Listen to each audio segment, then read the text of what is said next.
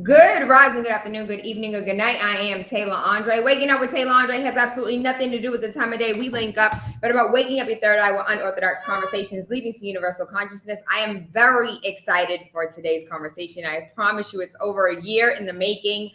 You all know her as Dawn Dickson. I know her as the woman who completely changed my life because coming out of the club, your feet hurt. And what do? You take out some flat out of heels shoes, socks. I was like, I got some socks in my bag. My cousin's like, you have what?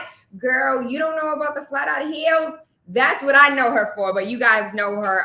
You've seen her on any and every broadcast, media. She's been interviewed by name it. They interviewed her, and now we have her here today. Dawn Dickson, flat out of heels. Good rising. How are you, my love? I'm amazing. Thanks for having me today. Of course. Thank you for being with us when everybody else is taking a day off. You are still working, no days off. Well, there are some days off. But this day, I just choose to celebrate being business by putting in more work to elevate our capabilities. Ashe. And so, really quickly, I want to go through this long list of accolades that Dawn has. Dawn Dickson is a serial entrepreneur and inventor with over 20 years of experience in technology, entrepreneurship, marketing, and business development. She has founded 5 successful cash flow positive companies since 2001, including Flat Out of Heels and PopCom, which is considered to be a pioneer in the equity crowdfunding space.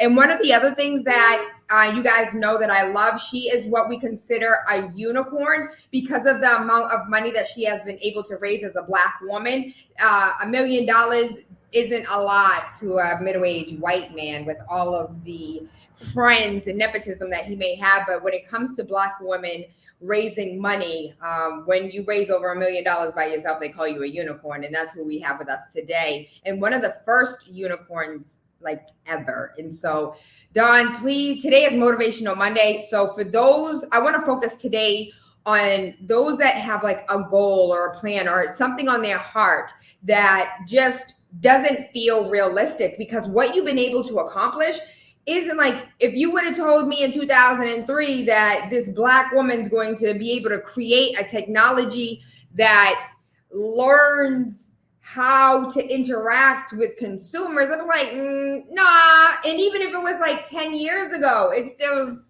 kind of far-fetched, like meet George Jetson. But here we are today in 2021, and you are literally a pioneer in this space. So I really want to get into the motivation of like, you can do it. I think that's the theme of my 20-year career now. Has been just what you said. You can do it if you don't give up. It's very easy to get distracted by the noise. It's very easy to have imposter syndrome. It's easy to compare ourselves with others, especially in the days and times of social media where everybody looks successful. Everybody looks like they're doing great, and everybody looks like they're ahead of us. Well, that's the way it looks. And so I think that I always tell entrepreneurs that you can't fail if you don't quit. And in those moments where you feel like giving up, or when you have those moments of uncertainty, dig in deep to what made you start it in the first place. Like, go back to your why. There's a great talk by Simon Sinek called "Start with Why" that I always use to motivate myself and my team. And it always goes back to, why are you doing this? Why are you the best person to do what you're doing? And why is your product or service better than anyone else's? And if you can answer those questions, you should not give up. And so let's say, for instance, like I don't know the answer to those questions, Dawn. I'm humble and I'm meek, and I don't have that type of confidence. I'm not better than anyone else. I just have like a really good product that I put a lot of time and money into. Oh, well, then you shouldn't be entrepreneurs to do the job. Because entrepreneurs are humble. We're not meek. We don't have that approach. And, and I do believe that everybody is not built for entrepreneurial life. It's very difficult. It's very challenging. It pushes you to your limits in every way, mentally, physically, emotionally, spiritually. it's not for everyone. I think that just because it's not for everyone doesn't mean that you can't be entrepreneurial, because entrepreneurs like myself, we need entrepreneur-minded people on our team. So even though everybody's not built to like start their own business and walk through the fire, we definitely need people that have the vision and the work ethic to push through. But I mean, if anybody knows anything about me or has read anything that I put out, I don't believe in the word humble. If you look up the definition of humble, it means less than. And, having an approach of being humble is something that's been taught to people of color to keep us lower and seeing less of ourselves. Or don't get too full of yourself. Be humble. Don't get excited because you're successful. Be humble. Well, what that does is continue to remind us that we're less than. So I say be grounded, be rooted, stay true to yourself, but don't be humble, because you have the right to think highly of yourself and be proud of what you're doing and where you're going. And being humble doesn't get anybody anywhere. That was exactly what I was looking for. When it comes, let's go 25 years, right? 25 years ago, prior to being an entrepreneur, did you have to take that leap of faith? Like, were you in the corporate America space and you had to go ahead and take that leap of faith? What does that look like when you have built something and it needs your full attention, but you're over here building someone else's dream? Yeah, I mean, I did. I have had one corporate job in my life. That was the job that I got after college. I lasted 8 months in that environment. I did really well. I performed well. I made really good money, and for most people, it would be an American dream, right? But it was not very fulfilling for me. It was actually just boring. And I know that my personality, I need a challenge. I need to constantly be pushed, or I'll get comfortable. And we all know where comfort gets us. Great things happen outside of your comfort zone. If you're sitting around comfortable, you're likely not doing anything that's going to push your life forward. And that's in every respect. That's going to talk about fitness and health and life. I mean, if you're not pushing yourself beyond your comfort zone, it's just, you're just taking up your own time. And so for me, when I realized that I wasn't being challenged as a young person in 2001 is when I quit my corporate job. I just wanted more for myself. And I said, you know what, I might as well put all of my bets, place my bets on me and all the work that I'm doing. At least it'll be for the benefit of myself, which working for a company like Nationwide Insurance, it's not going to be. And so I have 3 founders in my mind right now that have amazing organizations that are like, I can't move the life, and I have health insurance I can't lose out on. I have kids that I have to worry about. What if this doesn't work? You go back to say, like, entrepreneurial life isn't for everyone, but for those that are like on the fence, what would you say to them? They're like, I can make it, I will make it, I just don't know, like looking for the right time. Well, that's the thing. It's never a right time. It's like saying, when's the right time to be a parent, or when's the right time to get married, because you don't know what you don't know. And so there's so many things that come up that you don't anticipate, and it's never what it looks like on the outside looking in. So I say just start. And if a concern for you is your stability or your income, of course, I'm not saying walk away and leave your family without being able to pay your mortgage, but I say just start, and you can, and this is what I did. I started my first job while working. I started my first business while working at my corporate job. And after 6 months of seeing some traction on my own, that's when I quit. I didn't just say, oh, I quit and I'm leaving this, because I did have bills to pay, but I definitely wasn't afraid to start. I wasn't afraid to, spend my mornings and my evenings, and even at my desk at work. I mean, I'll be honest, I was working on my business and I was working on, something for myself. So you just start, see how it goes, get some early traction, build up your confidence, get people that, get your customer base before you quit your job. That's okay. But if you don't start, there'll never be a perfect time to start. Never, ever will there be a perfect time to do anything, I feel. I want to talk about working with a team and working and finding the perfect team. And so as an entrepreneur, right now I'm not in employee space. I'm only in a contractor space. But I have seen not only myself, but other founders that I'm in relationship with, it's like the turnover is crazy to find like good people that have like the drive and the, today is a day off for most. For my team, it's not. Like, we go hard and heavy every day, and our days off are time set aside for us to relax. Other than that, is grind time central as often as possible to get to the goal. And so how have you been able to find just amazing people to work with that have vision and have an understanding of where the destination is, and how much, not I don't like hard work, I like smart work.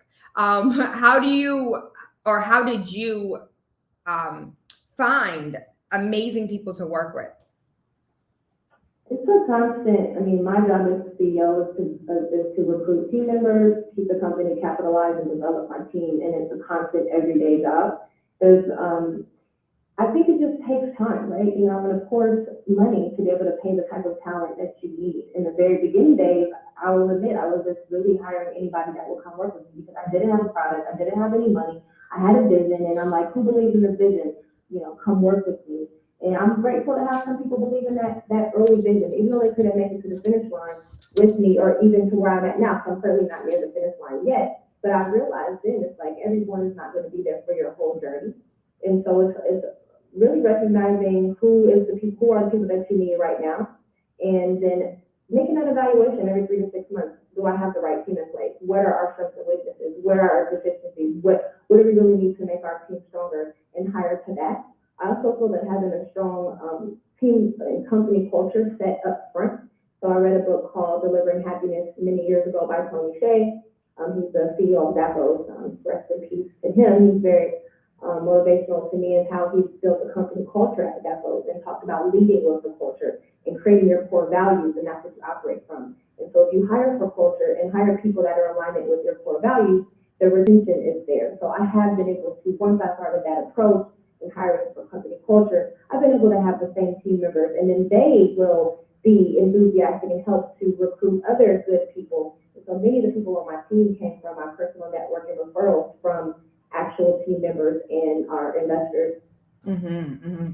And so you mentioned a book. Can you say the name of that book and the author again? And then tell us 3 other books that you would advise entrepreneurs, or those that are looking to get into the entrepreneurial space, to help ground them, but also to help motivate them and give them the tools that they need in order to succeed.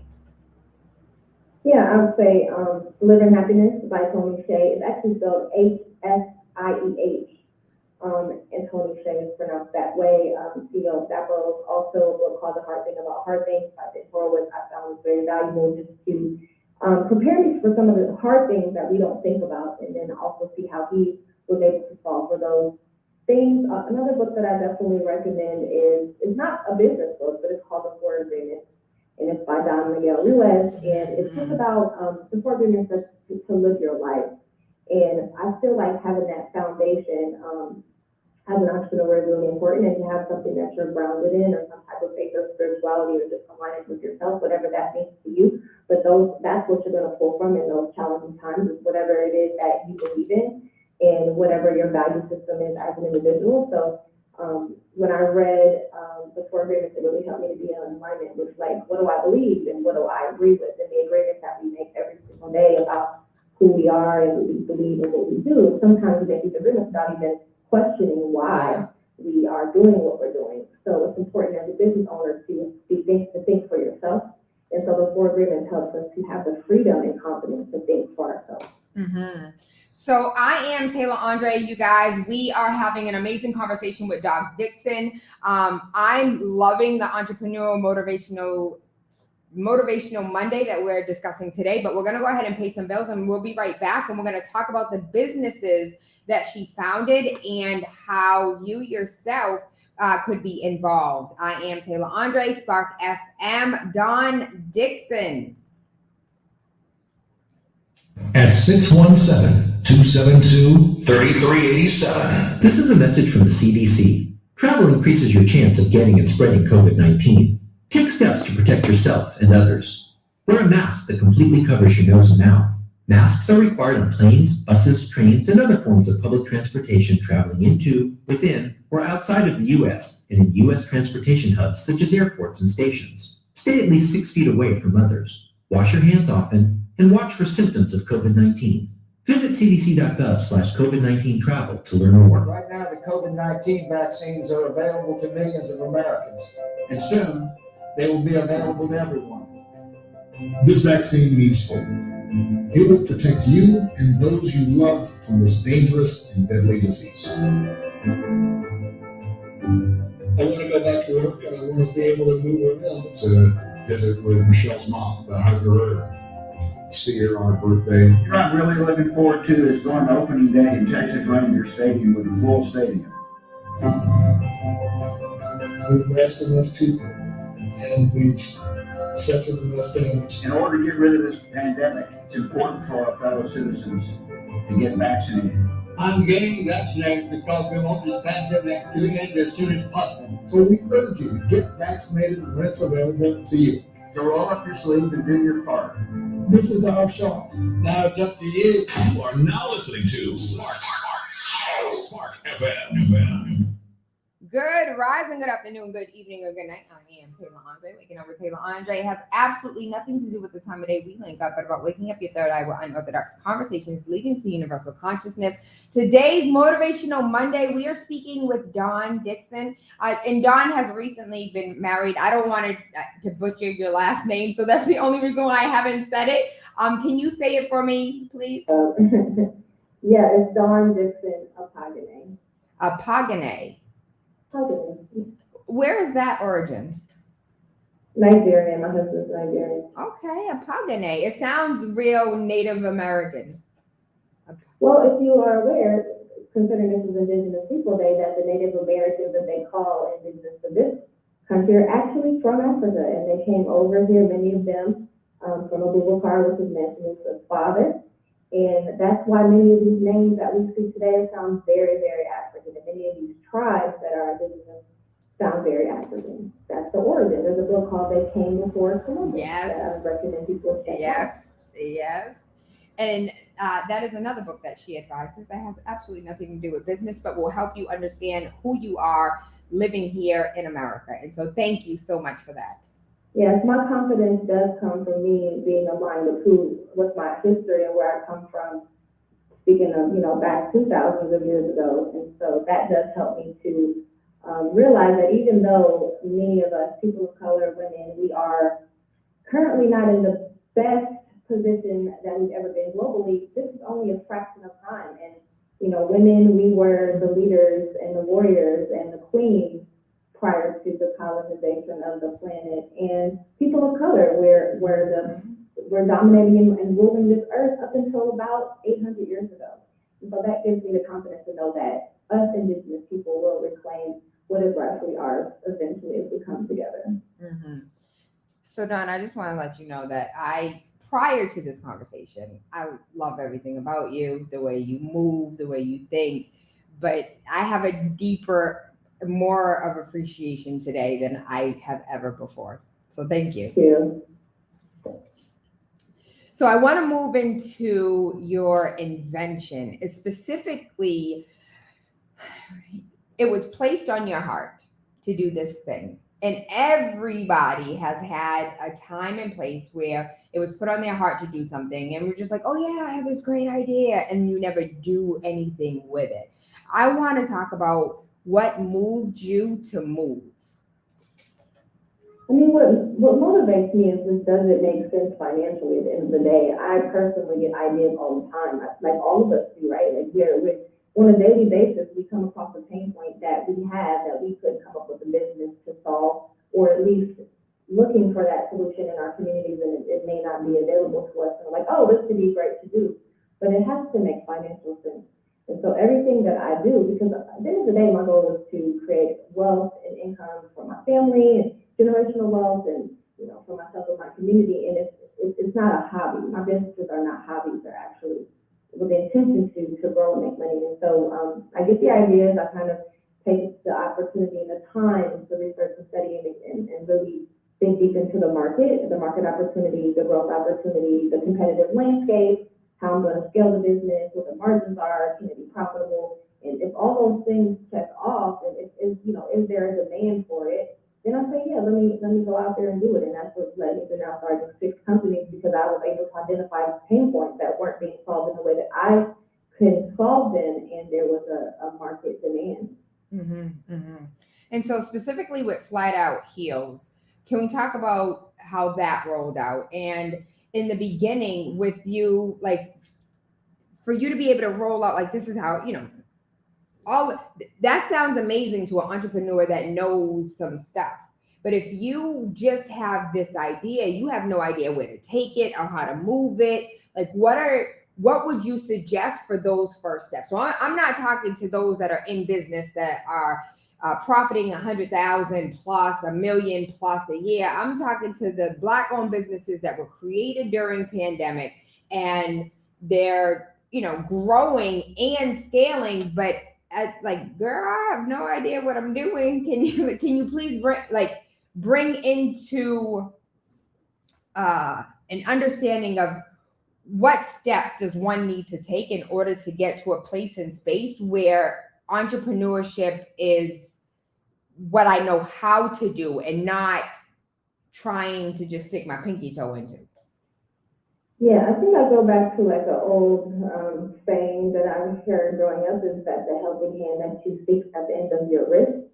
And, it comes down to doing your research. People are lazy in today's internet world and instant gratification world. I started 20 years ago, and there weren't these resources that are here today. We could go to Google and find literally anything you want. I had to get in the library and go interviewing people and looking in, dictionaries, encyclopedias, and like books. And now there's no excuse really, honestly. I mean, if you're trying to figure out what to do, it's on Google. I mean, I can give you one resource right now, my blog, medium.com/Dawn Dickson. That is my blog where I give away lots and lots of information and resources on just starting a business and, building a team and work-life balance. I'm always blogging about things, but I'm not the only one. I mean, Medium, Reddit, there's incubator and accelerator programs in every city. There's SCORE, which is the SBA funded program that provides free mentorship in almost every city in America just for free. All you have to do is sign up, and you can get anything that you need. And so when people come and say, well, I don't know what to do, I don't know what to start, for me, that's lazy. And I can't relate to that mindset, because that's not the mindset that's going to be able to really be successful. Just be resourceful. You can't wait for someone to tell you something or give you a handout. There are no handouts. There are no shortcuts. There's nothing easy. Nothing is ever easy. Nothing. Nothing is easy. Everything is hard, but it's like, pick your hard. It's hard to work for somebody. Go 9 to 5. It's hard to be an entrepreneur. What drives you and what motivates you? And that's what you have to really pull from. Again, your why. But yes, thank you for sharing my blog. And you guys, I have spent a lot of time in my life over the past several years documenting my process, so that my legacy is that I'm not the person that we look to like, oh my God, how did she make it? And not giving anybody any information how to get there. I give my roadmap, I give my blueprint, and I teach classes and I coach so that it's available. I remember when I was younger, I would look at people like Oprah or Reginald Lewis, like, oh my God, how did they get there? Kathy Heath, how did they get there? We don't know. We don't have access to them. Now you guys have access to all these successful people, and they're like myself, pouring information out there. You have to just spend the time to go and absorb it and read it. People don't like to read these days, but that's the way that you're going to be able to get the information that you need. And so I just want to throw out there for those who are in radio world and not visually watching, we are currently taking a look at dawndickson.medium.com, or you can just go to, again, she said Google. You can look up anything. Look up Google and look up Medium Dawn Dickson. That's actually how I found it, was just Medium Dawn Dickson. And it was the first thing that popped up. And we're taking a look at some of the blogs that she's done in the last couple months, which will change change the game in the rest of your life. So work-life balance for entrepreneurs, early stage angel investments to watch, spotlighting Black founding companies that are currently crowdfunding, need investors. He has how to max out your network. My fundraising strategies masterclass has arrived. And so can we please talk about that? When is it? How much is it? And how do I sign up? So we started the class, we started last week on October 6th. It's 4 classes over an 8-week time frame. It's $425. That includes a workbook, that includes 4 sessions with me that are live, unlimited replays, group Slack channel where I'm doing every day in there talking and coaching with entrepreneurs. And at the end of this, you will be able to come up with your own fundraising strategy. You'll know what investors need. You'll know how to connect with investors. You'll have templates and ways to connect with them, what to say to them. I'm literally giving out all of this information and coaching people, one-on-one to get there. And you can do that. You can register on superpeer.com/Dawn Dickson, or you can find everything on dawndickson.me where I've aggregated all of my resources. But, if you're like, hey, I don't have $450, I'm a struggling entrepreneur, go to my blog and it's all there for free. You just gotta read it. The specific article that I really dig into is the one that's called Micro Angel Investors of the Future of Startup Funding, and also Crowdfunding Resources. Those 2 specific blogs literally give you everything that you will need, or at least things that you can look for, right? Because a lot of times we don't know what to search on Google. We don't know what we don't know. And so I give you at least a foundation of things that you need to dig deeper into. And give us one more time those 2 blogs that dive deeper into the crowdfunding. The specific name of the blog is Crowdfunding Resources, and then the other one is Micro Angel Investors Are the Future of Startup Investing. And she said, many of us out here, I'm not going to sit here and say you, but many out here are lazy. These are 6, 7, 8-minute reads. That's like 20 memes of you going back and forth. That's literally 3 TikToks. So good way to put it. I'm spending 8-9 hours a day on screen time on my phone. I'm sure other people do as well. Like, what are you doing with that screen time? Are you filling your brain with things that are going to put you ahead in life and giving yourself resources? Are you just filling your brain with noise and fog and junk and things that are a distraction? Yes. Absolutely. Okay, so one of the things that I really want to talk about is this technology that you created that was like never before made. And so can we please talk about how dope this is and what it does and how it works and why it's important to the future? Yeah, I'm guessing you're talking about our PopCom software. So PopCom is automated retail technology company, specifically a software company who built software for vending machines and kiosks, which is under the automated retail umbrella. This industry in general accelerated during COVID because of the need for contactless, touchless, frictionless, fast transactions. And I've been working in this field since 2012, so definitely a lot further ahead before people were ready for it.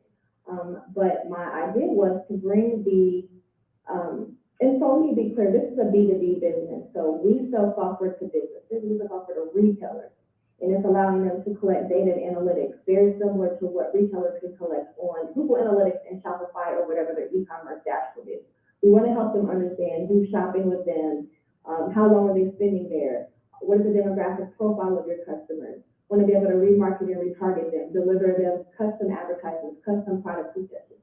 And we do this using facial detection, using cameras at the point of sale on the vending machine. So we don't take identities, but just a demographic profile. So in my case, it would say female adult. I fall into that category of adults. There's child, young adult, and senior.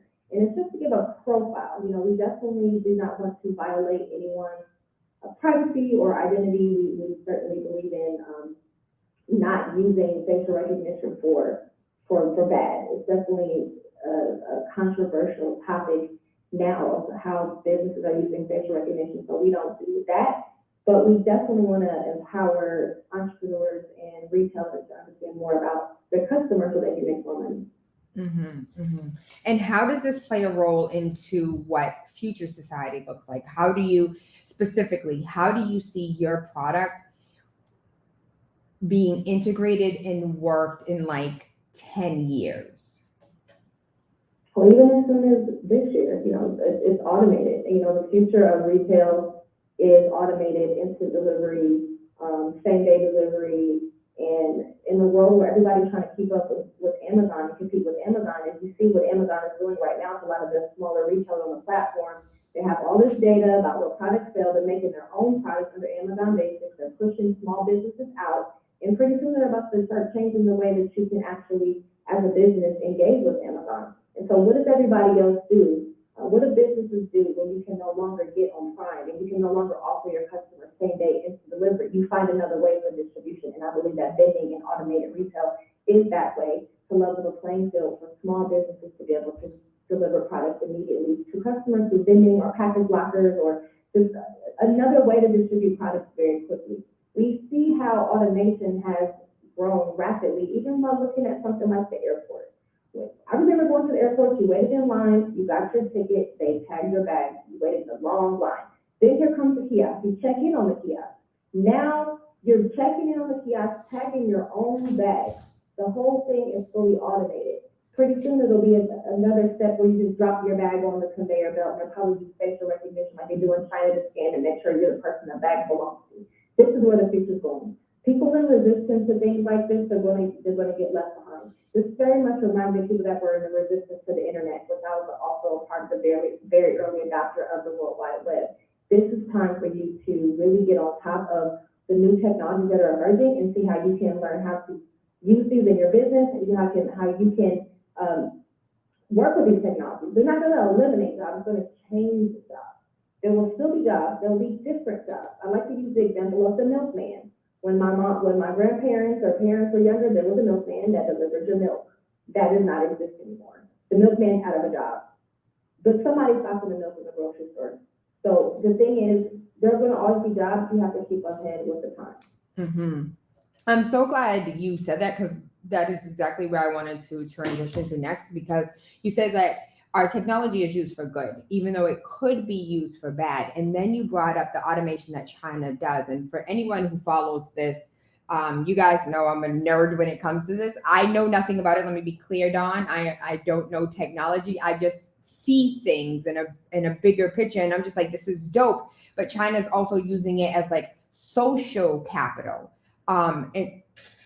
And so it can be scary. And so that's what I was going to ask. As far as this is scary and it is different, but it is new and I could use it for my business, but I also see the evils behind it as well. And so it's like straddling the fence. And I'm thinking of my grandmother right now. She's just like, you can't be of two minds. You can't be of the good and of the bad. So how does the company, your company specifically, for the good, still use something that we know the police are using in a bad way? China is definitely like, people are losing their jobs because they spoke out against China, and now we have your whole facial recognition profile, and now you're banned from being, socially accepted. And so how does the company itself, the trajectory of where this could go, plan on still staying on the side of the good? No matter, being firm in your ethics and what you're going to do and what you're not going to do. And so we do not take customer identifying information without their permission. The customer owns their identity information, identity data, their transactional data. All of the customer data is stored on the blockchain and access to the customer profile in the event that we ever do need to verify their identity for the example of purchasing alcohol or cannabis. In the general setting, there's no information taken. When I walk by, they don't take my picture. It scans my face. It turns my face into a series of numbers and letters. That's called a biometric hash. And basically it says female, adult, shop, this long, made a purchase or not, was happy or not. But there's no identifying information. Now, in the way that you can self-identify is by attaching your phone number or your email to your biometric hash profile. And you want to do that if you want loyalty points or if you want very specific customized offers, but that's an option. What's happening today is that brands and companies like Facebook are taking our data without our permission, not giving us an option to be in their data pool. I think that if you give people an option and even incentivize them, reward them, and or pay them for access to the data information, they'll be a lot more willing to give it up. Or if you make it a convenience, like using Clear. We're all giving up our eyeball biometrics and our fingerprints to get through TSA faster. But we have the option, right? They're not just taking it and saying you have to do it. That's what happens in China. So I think giving people the freedom and right to decide what companies have access to their data and how they use it is how we are being ethically responsible when it comes to facial recognition. Thank you so much. That was absolutely amazing. And so I'm thinking, so specifically, hey Bostonians, I'm talking specifically to you. When I go to Zaz and Zaz uses a platform, I don't know what it is, I get points, and it's like, you spent such and such dollars, here goes points that you can redeem at a later date. And then I go to the juice spot over there by the fruits, and they have my information. I'm like, how did you guys send me a receipt? I didn't even know. Like, I was already in the system. And so what you're saying, correct me if I'm wrong, is based on the technology that you created, kiosks can be equipped with this technology. And I could go to the weed kiosk or the cannabis kiosk. I could go to the alcohol kiosk. I could go to the weave kiosk and the lash kiosk. And because all of them have this software that you created, it would, like, my biometric phone number would be in there, so it could identify me being an adult female that's old enough to purchase these products.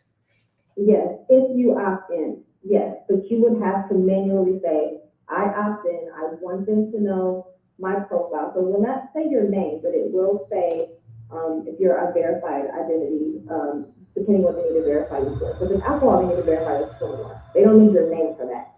But if it's cannabis, they need to verify that you are, I think the age, depending on, I think the age is 18 or 21, but also their daily consumption limit. When it comes to alcohol, they need to verify that you're 21 and that you have not consumed over a certain quantity that would then consider you for you to be intoxicated. So these are all these age gating and different, compliance things that have to be put into place. But for a general purpose like lashes, you just walk up, swipe, pick the lashes you want, swipe your card, it falls out. If you want them to send you coupons for more lashes, you put your email or your phone number. Like the example you gave prior, where all these POS systems are connected, they're really doing that, leveraging that through either your credit card, your phone number, or your email. Unless you give that information, they're not able to do that. So it's still it's still up to the consumer to decide if you want to be in that. If you just want to buy something and don't want a receipt, you don't want any contact, you don't want them to text you, you don't want to talk to them, then just don't opt in for it, and you don't have to. So this is an ignorant question, so forgive my ignorance if it sounds a little dumb, but I want to understand the psychology of why, like, this is huge in Georgia. Like, you can go get lashes and weave in Georgia like it's nothing, but here in Boston, where we're like progressive, it's non-existent. So I want to ask, in your personal opinion, why is such a progressive state so behind, where a state such as Georgia, where psychologically up north, we're like, y'all are slow. Like, I took the line. I'm from the South and the North, so I can get it on both sides. But I'm trying to understand why it is. And it seems like the real progression is happening in the South right now. I don't think it's about geographic. You spoke specifically about like a niche kind of a business, which is lashes and weave, and you look at the demographic of Atlanta, which are Black women. Really, that's a large Black female population in Atlanta, and that's a product that's largely Black female driven product. So it's a matter of the demographic. I don't know anything about Boston. I don't know the demographic makeup. I don't know what percentage of Black people, specifically Black women, and then narrowing it even down to the target market of Black women that actually wear weave on a regular basis. It may continue to narrow and narrow and narrow. So when you look at other things, I mean, I know Boston has historically, over the past maybe 10, 15 years, been a really big place for venture capital and technology in general. So there is a pretty big entrepreneurship community there. Now, it may not be for us and inclusive of people that look like us, but I think it's a reflection of the demographic and the people that are actually controlling the city and the resources. And in Atlanta, you can see who's controlling the resources. They are African Americans, and that's why you see a lot more African American businesses. And there are also many laws that were put in place in Atlanta many years ago by the then Mayor Maynard Jackson that put things in legislation and in the law that required for Black people to be able to get certain government contracts and certain access. And if your city does not do that, that's why we also get left behind, because Atlanta has a lot of funding that has been built into their laws to help Black people and Black businesses to grow. I'm guessing Boston doesn't have that. Girl, if you knew what the hell was going on up here. And when it comes to funding, when it comes to money, there was an article or a study that recently came out that said less than 1% of contracted dollars have gone to Black and brown people. So that's a government legislation thing. You know, that's them not putting measures in place to require some type of equality or minority businesses to get an opportunity to bid for a certain percentage of government contracts. And things that we see that have progressive Black businesses are those that have these type of programs in place, because we have to have that, because they will intentionally lock us out if they're not working to let us in. Mm-hmm, mm-hmm. And so we are coming to the top of the hour. I do appreciate every moment of your time. For those that are in the market, entrepreneurs that want to connect with you, please talk about more how we can be in relationship with you as far as the master classes and the learning, and not just the blog, but how to actually, I would love to follow you around for a day. I can imagine millions of others want to as well. But what does that look like to be in relationship with Dawn, or to be in relationship with your company? I think definitely just engaging with us and myself on social media. I'm very active on LinkedIn. I am taking a year off from coaching because I just have to really lock in for my businesses. You know, it's my passion to help other entrepreneurs and really help the culture. At the same time, I have a fiscal responsibility to grow my businesses and really lock in and deliver what the investors have invested in. Now almost $6 million. They want to see some results. But in the meantime, you know, I hate to go back, keep going back to the blog, but definitely go to the blog. I answer questions. I engage on LinkedIn. I engage on Facebook. I don't engage on messages on Facebook, so I do engage on Instagram. But it's just, you know, keep up with me on a professional level on LinkedIn, and that's the best way to like reach out to me for like a quick question or resource. Mm-hmm. And so what if somebody wanted to come to you? Do you take, I'm thinking like if somebody had an idea, do you like, oh yeah, I work with you, not in a coaching sense, but I don't have language for it, but if somebody wanted to sell a product, is that something that you? No, I don't do anything like that. I definitely recommend if someone has an idea, they want to sell something, they go out, they reach out to a local incubator program or store or just local resources. Focus on what's there locally for you, because you'll need to get some coaching. So I used to provide coaching. I did a lot of coaching in 2020, but I just don't have the bandwidth anymore, which is why I put a lot of that information And on the blog. But Mm-hmm. I think people just don't really take advantage of all the resources that are available to you in your own community. We're looking out on Instagram and looking out to external things, but you'll be surprised how much is there for you if you just look. Mm-hmm. Mm-hmm. And here in Boston, so I'm asking all these questions because there are so many people that want to ask. I don't have all the answers, baby. I do not. And so, and Dawn doesn't have all the answers either.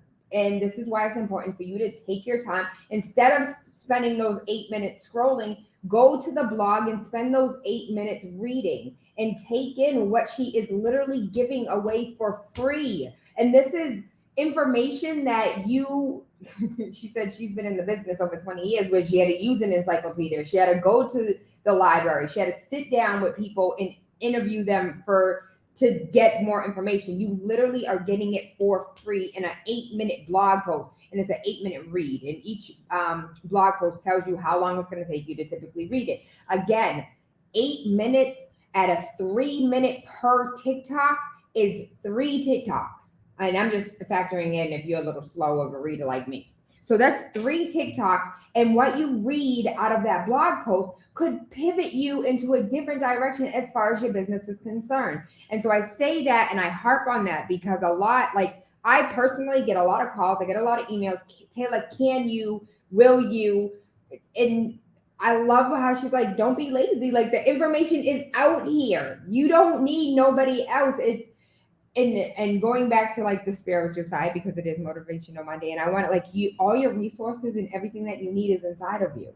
Now you might have to go out to take in what you don't understand, but all the pieces that you need are inside of you to begin with. And now you can go outside and look at the blog posts and some YouTube videos and other resources. And we do have incubator after incubator here in the city of Boston. And for those that are currently, shout out to all of our international viewers. I can imagine you internationally have resources as well. So tap into your local government, tap into your local institutions, and find out what is there for you and how they can help. Dawn, do we have a couple more minutes with you? We have a few more minutes, but I want to share this resource that's actually the global resource with a global website for finding resources no matter where you're at, and it's called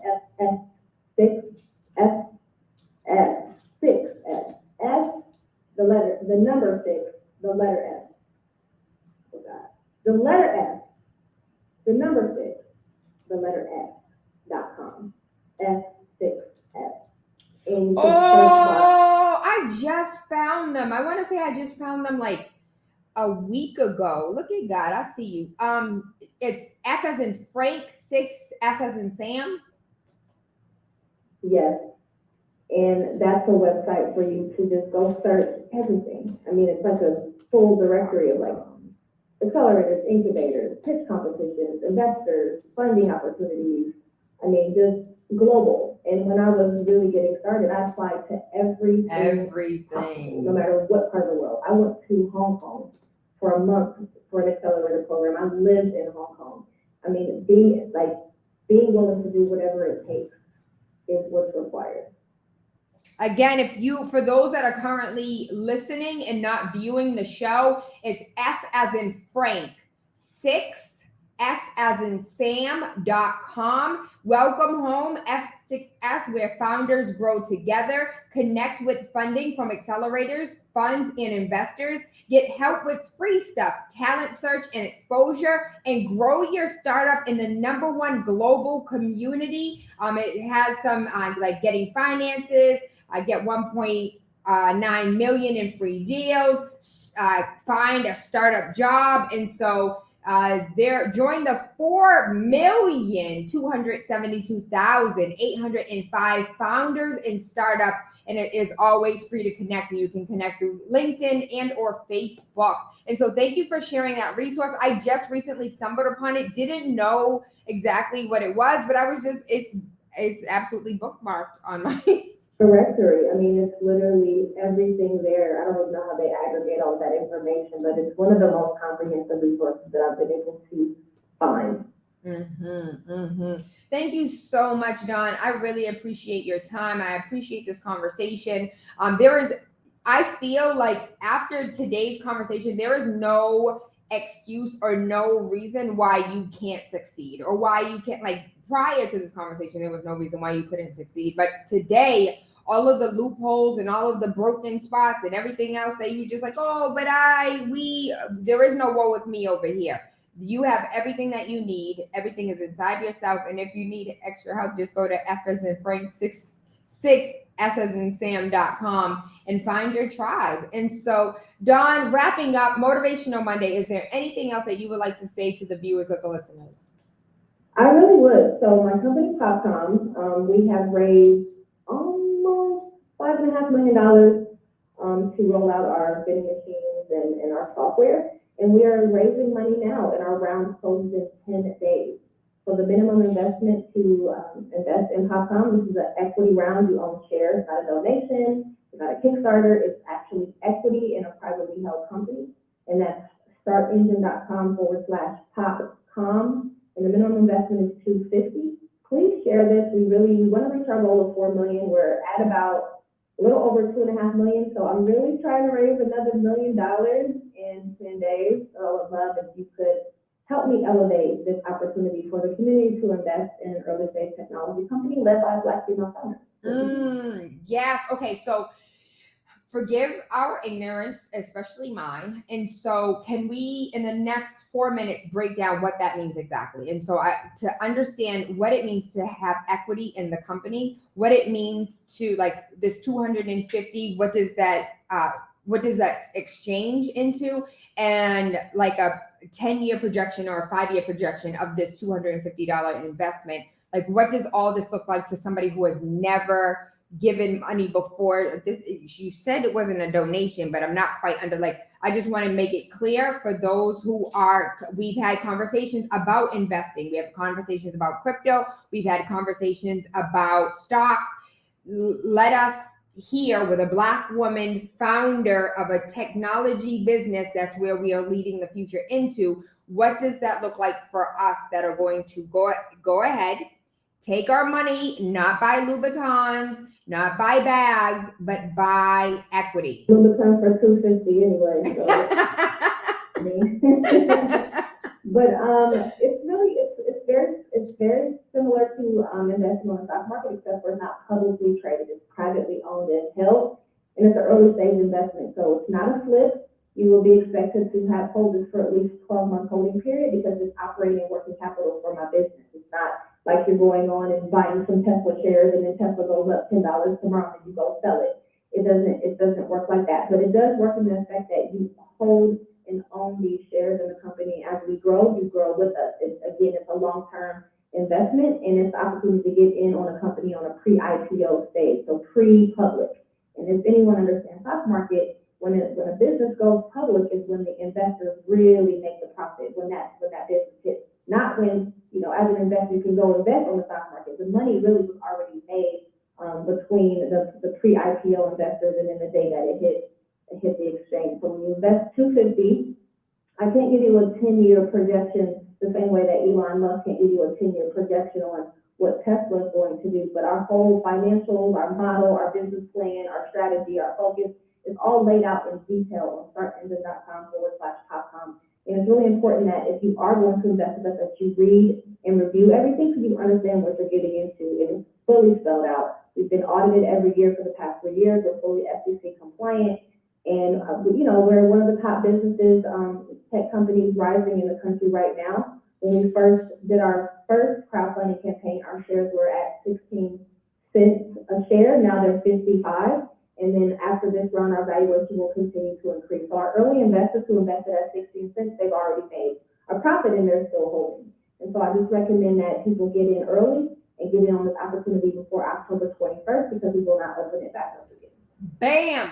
And with that being said, Dawn Dickson, thank you so much. I appreciate you. I appreciate your time on this Indigenous People Day. And I am excited. You will absolutely see an investment from me, because I believe in you. I've seen where you have gone over the years. I have been an avid follower, and I appreciate all that you stand for. And if nothing, you guys, I want you to hear me clear and hear me plain.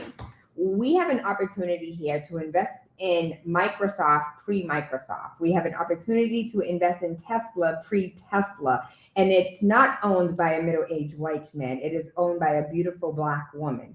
And so not only are you, Daryl said, same, I want to invest. Exactly. And so the fact that it's a minimum of $250, most of the time, minimums are in the thousands and sometimes in the tens of thousands. So to be able to get in on the ground floor at $55 per share, $250, listen, this is literally a crypto conversation, but crypto's not involved. If you're looking for those dollars, if you're looking for a real investment, if you've never invested anything before, I'm not advising, but I am sharing that this would be where you want to get in your first transaction ever. And so, Dawn, again, thank you so much.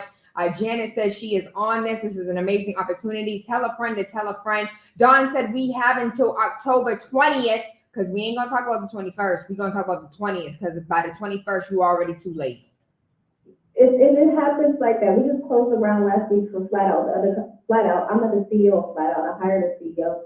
We closed the crowdfunding campaign last week. Everybody waited till the last day, Taylor. And then they oversubscribed the round by like $10,000. When up to the last day, we're like, are people even going to They invested all the last day. So you know our people, I love y'all. And I tell you, I'll take the money any day you want to give it, as long as it's within before the deadline, okay? Amen, Ashe. And so I pray over you. I pray over your business. May you continue to succeed. May you continue to thrive. Your spirit won't let you fail. And so I trust my money with Dawn. And so should you. Let's go ahead and do this one more time. Give us the website. How do we invest that too? Actually, if you can, go on and put that 500 in it, baby. You gonna waste it anyways. You're gonna spend it on nonsense. So you might as well just put it in a good place and hold it there. Yep, I agree. And it's startengine.com/PopCom. So if you click on the offering documents, I mean, everything's there. Our full financials, everything you ever want to know about is on that page. You're required to be to full disclose everything. So please take a look at it. And if you have a question, post it on the page. I am the one answering those questions on the page.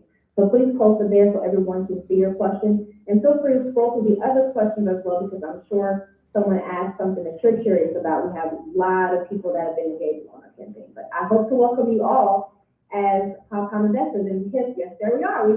We're getting there, almost at 2.6. And, you know, if we could just reach that 3 million, 3.5 mark, I would be very, very excited. Mm-hmm. And so really quickly, I want to go through this. At $250, you are at silver tier. That's access to PopCom. Hold on, let me make this bigger.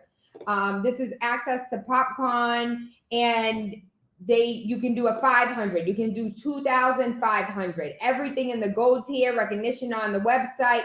5,000 investor is in emerald. Everything on the platinum in permanent recognition on PopCom showroom wall. Diamond, $10,000. Y'all out here going on trips, looking lavish on boats and everything else. Here is your opportunity to invest pre-exposure, pre-ringing the bell. I'm gonna try and be one of those investors that's there when the bell get rang. So I don't know about y'all, but I believe in this company. And when Forbes showcases not once but twice, oh, I'm sorry, 5 times. It's just twice this month. Twice this magazine. And so, Dawn, thank you. We have ran over our time. I love you. I appreciate you. The website, everything, you guys see it on here. Go ahead, go to the website, do what you need to do. Let's get this investment. Invest in the future of retail, because if you watch any type of sci-fi movies, TV shows, this is exactly who you're talking to, because it's not a human anymore. You got 10 days left. Let's invest now. Thank you, Dawn. We thank you. We love you. We appreciate you. We hope you have an amazing day. I am Taylor Andre. Waking Up with Taylor Andre has absolutely nothing to do with the time of day we link up, but about waking up your third eye with unorthodox conversations leading you to financial increase, your spiritual growth, and everything else that you need to be a better you. Mwah.